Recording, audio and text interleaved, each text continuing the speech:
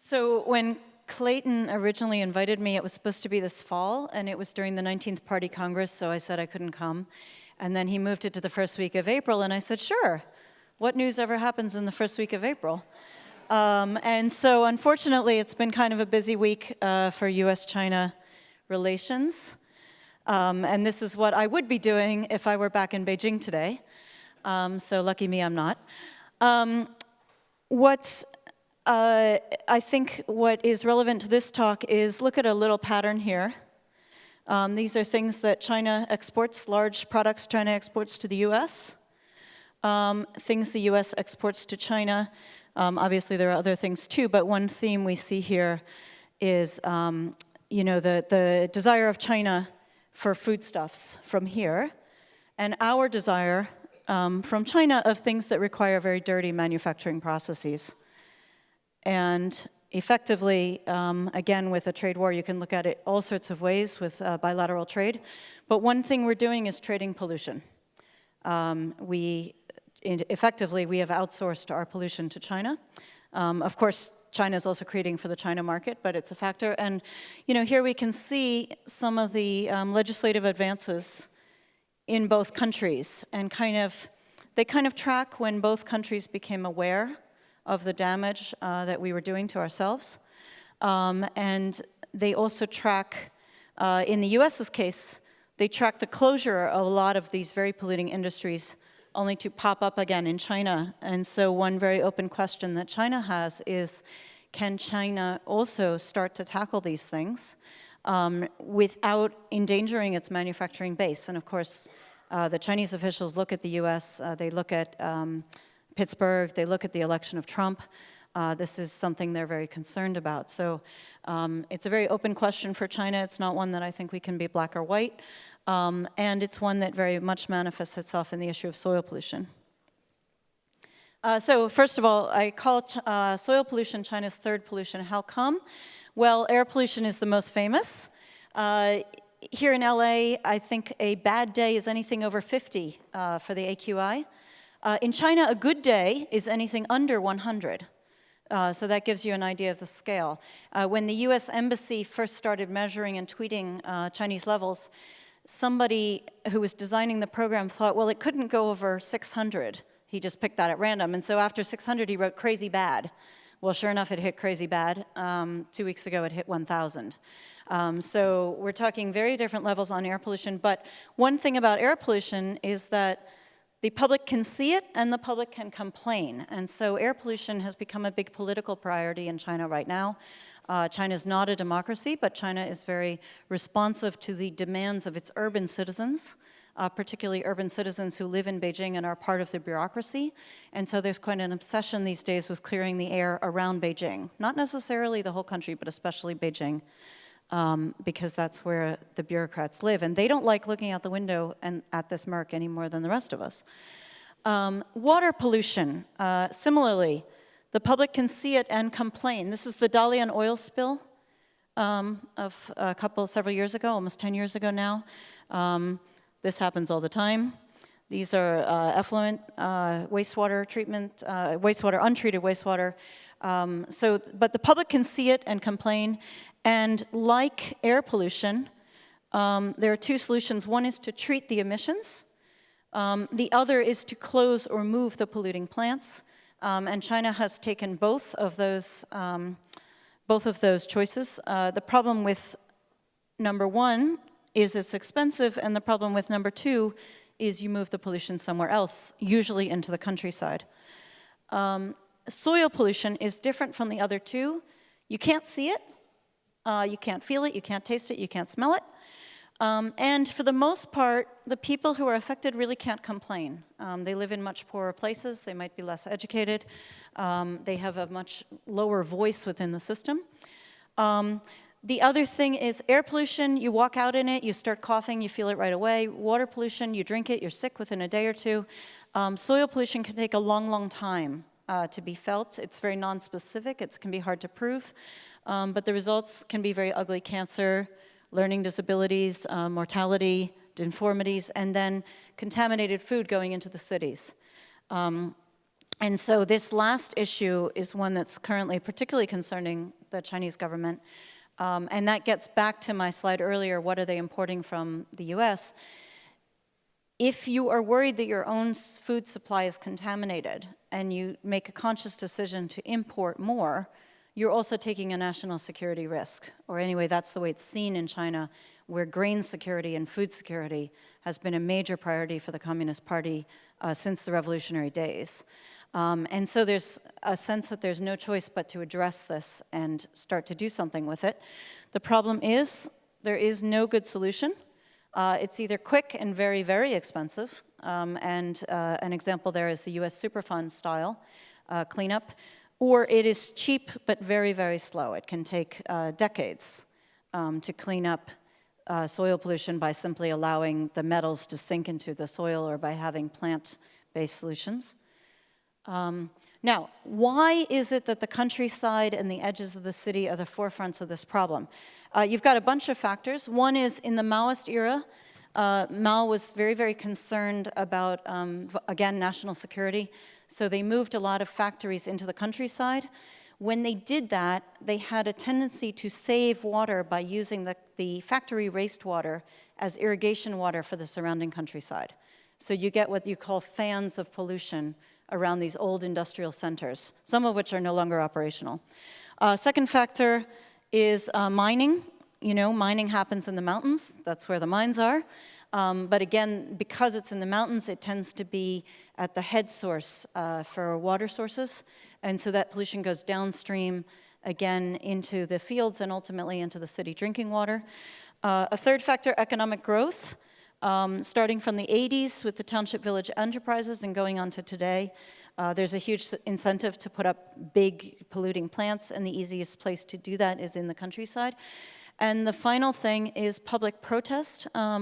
As urban citizens become more aware of their quality of life and their rights, you get a huge push to move polluting plants out of the cities, but they've got to go somewhere. When the US closed a lot of its dirty industry, it went to Asia. When China closes it in the cities, it goes to the countryside in China. Now, how does soil pollution happen? Well, one thing is unregulated emissions, untreated wastewater. This particular plant, sorry, it was a clear picture on my computer, but I didn't realize blowing it up. Anyway, this particular plant, it's a lead and zinc smelter. It was about 6 years old when the local villages discovered that their children had very high levels of lead pollution in their blood. The villagers proceeded to trash the plant. They attacked it, tore apart its facilities. But it's a good example. This plant was a new plant. It was only 6 years old, and it had been moved from somewhere else because it was already viewed to be too polluting for that other place. So the air emissions settle on the fields. The water emissions go into the ponds, into the canals, and then get used for irrigation. It all sinks into the soil ultimately.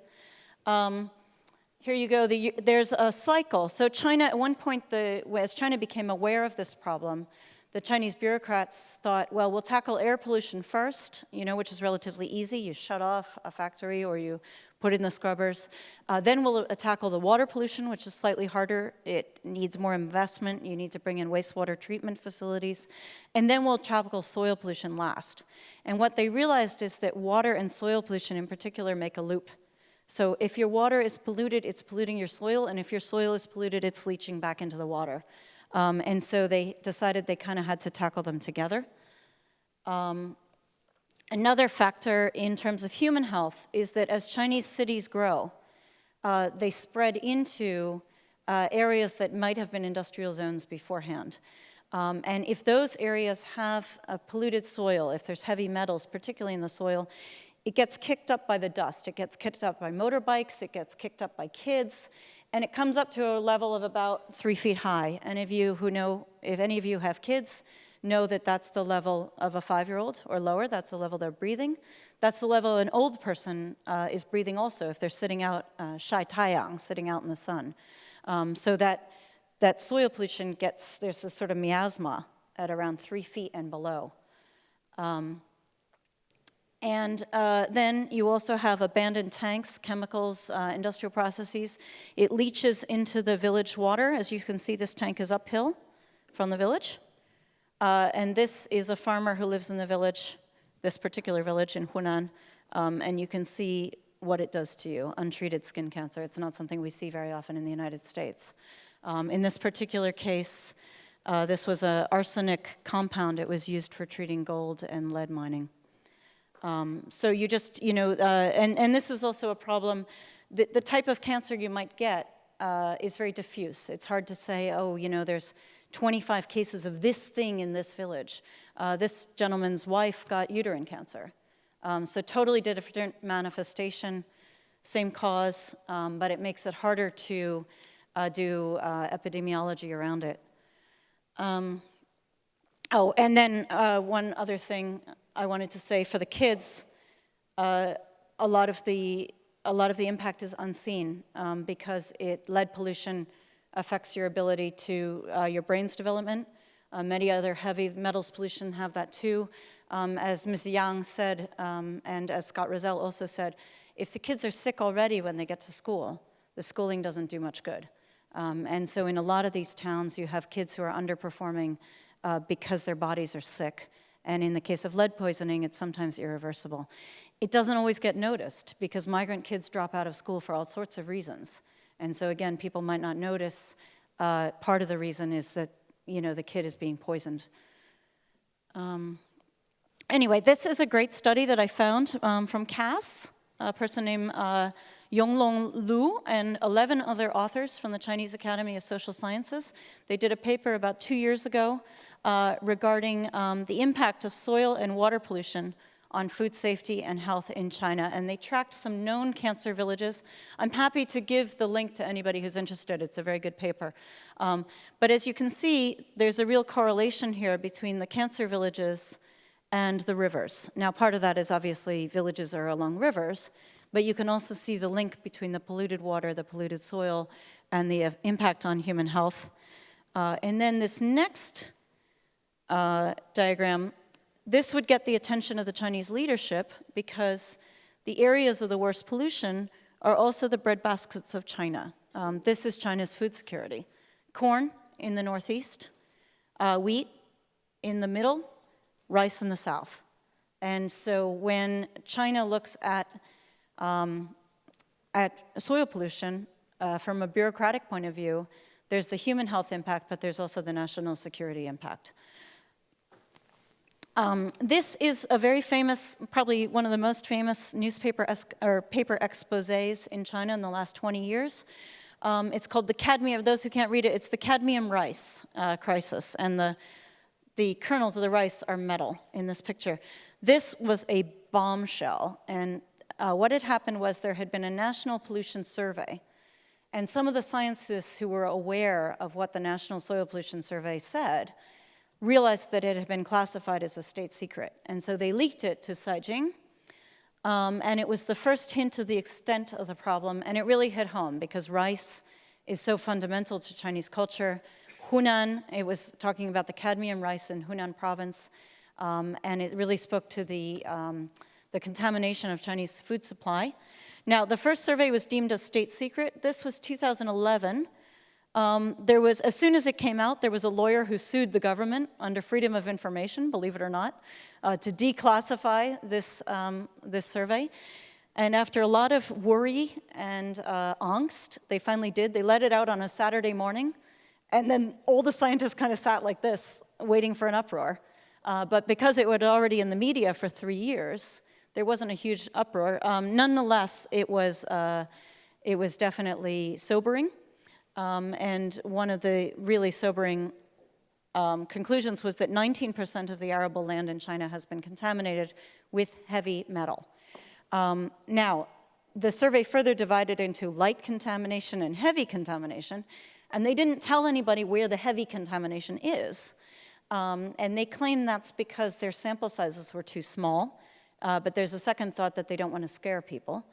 So currently we've got a second survey underway that's supposed to pinpoint where are the hotspots, the real danger zones. And of course, China being China, all those hotspots are very, very densely populated, and they're also producing food. So there's a real concern within the bureaucracy that if word gets out where the hotspots are, You'll see people fleeing those areas, and you'll also see people refusing to buy the crops. Now, what to do? The American approach and the Japanese approach, which is the Superfund approach. Everybody here is probably aware of the American Superfund program. Japanese have something similar. It involves literally bulldozing the earth of a former factory, burning that dirt, and then somehow sealing it away, and then recovering it with a new topsoil. It was a thing that was designed for industrial waste sites, for instance, in North Jersey, where you've got an industrial site that's maybe an acre or a couple acres. It's extremely expensive. This is the EPA's, in the US, the EPA's estimate of how much it costs per acre. I think Japan has similar costs. So it's too expensive for China, and it's also totally impractical for China's problem, because China's problem, although they do have very polluted urban industrial sites, the bigger problem is these fans of polluted countryside. And you're obviously not going to bulldoze half the countryside and burn the earth. It just doesn't work on this type of a scale. Now, why do I have Shanghai Disneyland? I bet you're all wondering. The reason is one of the pilot sites for this American-Japanese Superfund approach is the Shanghai Disneyland site. And so what it was sort of a petrochemical fuel depot type place out in Pudong. They identified it for Shanghai Disneyland, and then they plowed a heck of a lot of money into doing a Superfund style remediation there. Disney does not advertise this, believe me. Now, one of the cheaper solutions is something called phyto-remediation, and this kind of fern, this little plant here, that's particularly good for arsenic pollution. Basically, the idea is that plants have the ability to suck up certain pollutants. That's bad if you're eating those plants, but it's good if you want to sort of suck the stuff out of the earth. It's then very complicated because you have to dispose of the plant properly by incineration, but then you have to make sure the incinerating isn't spewing it into the air. So it's not an easy solution, but it's a solution. The chief problem is, of course, it requires that huge amounts of land be fallow, not used, and also it takes almost 30 years. So that's also got its own impracticalities. Another solution, which China's kind of doing right now, is to simply say, okay, don't grow crops on this land, or don't grow the types of crops like rice that suck up a lot of the poisoning. Grow ornamental crops, you know, like roses, because you don't really care if you have heavy metal in your rose. You're not going to eat your rose, right? These are kumquats. There's some difference of opinion. Maybe citrus trees don't suck up this stuff as much. It's a solution. It's a solution when it comes to what to do to the land, but it's not a solution for what to do with the people living on the land. So that's the drawback to that one. Another idea, this one's being promoted by the World Bank, is to take previously polluted industrial areas, remediate them, and make them into housing developments. The logic here is that the developer and the polluter will pay together, and they'll make the money back by being able to sell the housing. There's a few flaws in the logic. One of the flaws is that very few people are going to pay top dollar for something that they know was built on a very polluted piece of land. But this is Shougang. This is Capital Steel in Beijing, very famous steel plant. It has been entirely shut down now, and this is the artist's conception of what it's supposed to become. Shougang Steel spent about $80 million on redoing the site, and then they kind of gave up and went to the Beijing city and said, you've got to help us. We cannot afford to redevelop this site. And that's with the Beijing real estate market. So one of the concerns with this approach is that, okay, Shougang's right in the center of Beijing. Beijing's got a crazy property market. Maybe it would work. Not everybody necessarily wants to live in some of the other places. Here's an example of something gone wrong. This was called the Changzhou Foreign Languages School. So it was a redeveloped, this was a former pesticide site, this dark field behind it. It was supposed to be one of these redevelopment things. Guess what? The school opened within 6 months. Kids were having nausea, nose bleeding, leukemia, diarrhea, all sorts of problems, and they blamed it on the residual soil pollution left over in this chemical site. Here's what the site looked like before the school was built. And so this Chengzhou school adventure, which hit the children of, some wealthy urbanites, has really forced them to rethink whether this is a great idea either. Another possibility is you do nothing at all. You just say, okay, we blow grain security to the wind, we go source from other countries, Russia, the Ukraine, the US, Australia, and we give up on this dream of supplying enough food within China for Chinese people. Now, there's obviously some security concerns around this approach.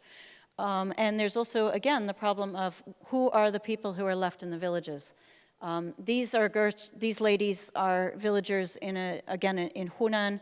They did a class action suit because they had been poisoned by soil pollution in their town. Finally, and I'm coming in right on time, I think. So what's China doing? In the end, the bureaucrats really wanted to find one solution for China's problem of soil pollution. They had to conclude that there was no one solution that would fit, that they needed a variety of solutions depending on the spot. There's some estimates it will cost China $1 trillion.